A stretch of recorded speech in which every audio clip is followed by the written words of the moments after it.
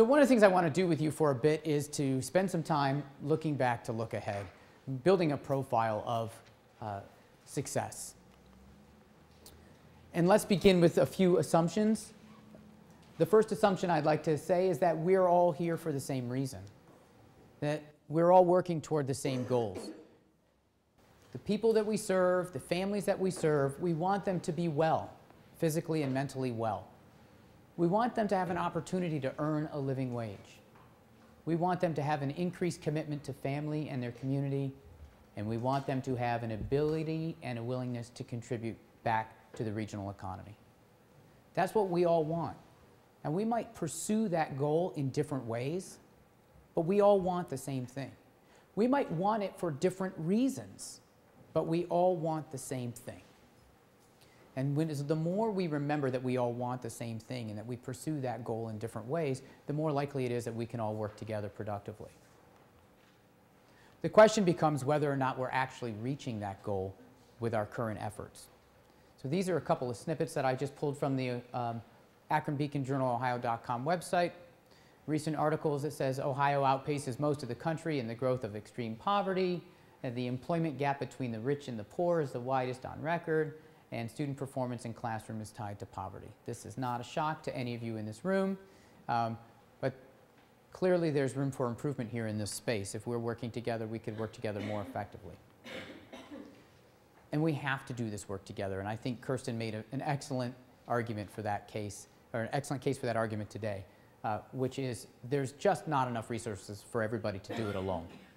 And some of you specialize in things that I don't even want to learn about, although the biomimicry stuff is really cool. If you can give me a 30-second answer as to what that means for my 13-year-old son, that would be great, because I spent about 20 minutes last week trying to tell him.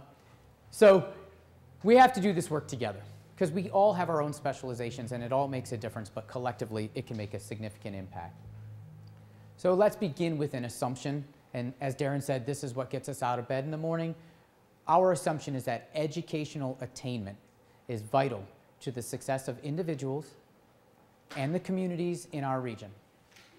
In fact, if we look at United States Census data from 2007 through 2011, the counties that had the greatest gains in educational attainment during that time period also had the most steady growth in per capita income. And in fact, they were able to weather the storm of the financial crisis and continue to grow while the rest of the nation flatlined. So we certainly see educational attainment as a pathway to individual and regional success. So let's take a look back then. Let's start at that adult who enters that career successfully. When they leave high school, which is the end of our continuum, where do they go? Here are students 6 years after graduation in the class of 2005 and 2006 in public high schools in Summit County. And in the class of 2005, there were roughly 3,041 kids, about 3,000 kids, and about the same number in 2006, who 6 years after graduation have no college degree, no associate degree, no bachelor's degree. They're either in the workforce or they're still struggling through the educational pipeline.